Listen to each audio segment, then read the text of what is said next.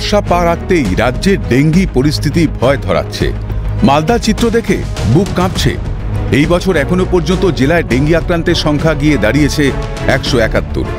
স্বাস্থ্য দপ্তর সূত্রে জানা গেছে, গত 7 দিনে প্রায় 20 জন আক্রান্ত হয়েছে ডেঙ্গিতে। ভয় ধরানো পরিসংখ্যানের পরও মালদার ছবিটা দেখবেন। এখনো যত্রতত্র জমা আবর্জনায় রোগ মৃত্যুর হাতছানি। নাগরিকদের দাবি, দ্রুত আবর্জনাগুলি পরিষ্কারের ব্যবস্থা করা হোক। জল নিকাশি ব্যবস্থা কোনো মতেই এরা চেঞ্জ করছে না। চারদিকে জঞ্জাল জমে থাকছে। এই যে রাস্তা খুঁড়ে রেখে দিয়েছে, ওখানে বৃষ্টির জল জমে, দেখুন নিকাশি ব্যবস্থা নাই, বৃষ্টির জল কন্টিনিউ জমে আছে। ওখানে অবভিয়াসলি মশার তো চাষ হবেই, ব্যবস্থাই নাই। একটা যে ডেঙ্গু বাড়ছেই, আর প্রত্যেক বছরই আমাদেরকে এই সন্ত্রাসটা ভোগ করতে হচ্ছে। পৌরসভার পক্ষ থেকে আমরা সব জায়গায় নাগরিক সচেতনতা চালাচ্ছি। বিশেষত এটা নাগরিকদের সচেতন হতে হবে। এই মানে ডেঙ্গু প্রতিরোধ করতে গেলে শুধু পৌরসভা নিজের মতন কাজ করছে বা ডেঙ্গুর যারা সঙ্গে যুক্ত আছে তারা শুধু কাজ করছে এরকম করলে হবে না, তার সাথে সাথে নাগরিকদের সচেতন হতে হবে। তো প্রতি বছরই একটা এরকম বর্ষা শুরু হতে গেলে একটা ডেঙ্গু নিয়ে দেখতে পাওয়া যায়, যেটা চারপাশে হইচই হচ্ছে। আমার যেটা সবচেয়ে বড় ব্যাপার লাগে যে মালদা মেডিকেল কলেজের পরিস্থিতি কিন্তু খুব খারাপ। এখানে স্বাস্থ্য ব্যবস্থা সম্পূর্ণ ভেঙে পড়েছে এবং সাধারণ রোগীদের ট্রলিতে করে নিয়ে যাবে এই ধরনের কোনো লোক পাওয়া যাচ্ছে না। এবছর ডেঙ্গি মোকাবিলায় তৎপরতার সঙ্গে একাধিক পদক্ষেপ গ্রহণ করা হয়েছে প্রশাসনের তরফে। তবুও যেন মারণ কামড় থেকে মুক্তি মিলছে না।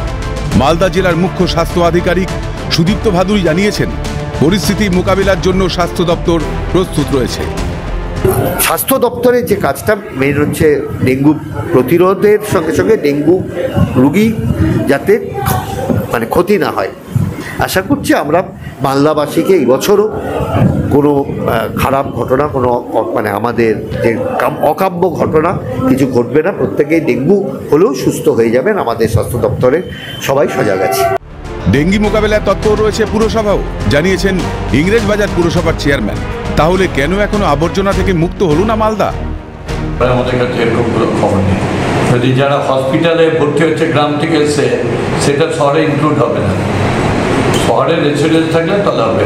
আবার অনেকে মাইগ্রেন্ট হয়ে বাইরে থেকে আসছে, কোথাও লেবারে কাজ করতে গেছে, অমুক হয়ে তারা এসে ভর্তি করছে, তো শহরের পর চাপিয়ে দিলে হবে না। এটা আমাদের কাছে সেরকম কোনো তথ্য নেই। এমনি ডেঙ্গু মোকাবিলায় ব্যবস্থা নেওয়া একদম আমাদের রাউন্ড দ্য ক্লক চলছে ডেঙ্গুর কাজ। পুরসভার ভূমিকা নিয়ে প্রশ্ন তুলেছেন বিরোধীরা। বিষয়টি হচ্ছে, এই ডেঙ্গু ম্যালেরিয়াটা প্রতি বছরই মালদা জেলায় এবং ইংলিশ বাজারে হচ্ছে এটা, এবং এটার একমাত্র প্রতিরোধ হচ্ছে এটার অ্যাওয়ারনেস করা এবং আগে থেকে প্রিকশন নেওয়া। তো সেটা পৌরসভাকে করতে হবে এবং পৌরসভাতে আমরা আমাদের পক্ষ থেকে আমরা বলবো যাতে এইটা আরও বেশি করে করা যায়। কারণ শহরের অনেক রাস্তায় ময়লা পড়ে আছে, জলা জায়গাগুলোতে ডেঙ্গুর মশা, ম্যালেরিয়ার মশা ছড়িয়ে আছে, সেগুলো পরিষ্কার করা হচ্ছে না। গলদ আসলে গোড়াতেই যদি এভাবেই অসচেতনতার ছবি ধরা পড়ে, তবে সংক্রমণের হাত থেকে মুক্তি মিলবে কিভাবে? পরিকাঠামো উন্নত না হলে ছোটখাটো রোগ মহামারীর রূপ নিতে কতক্ষণ? মালদা থেকে সমক লাহিড়ীর রিপোর্ট, ক্যালকাটা নিউজ।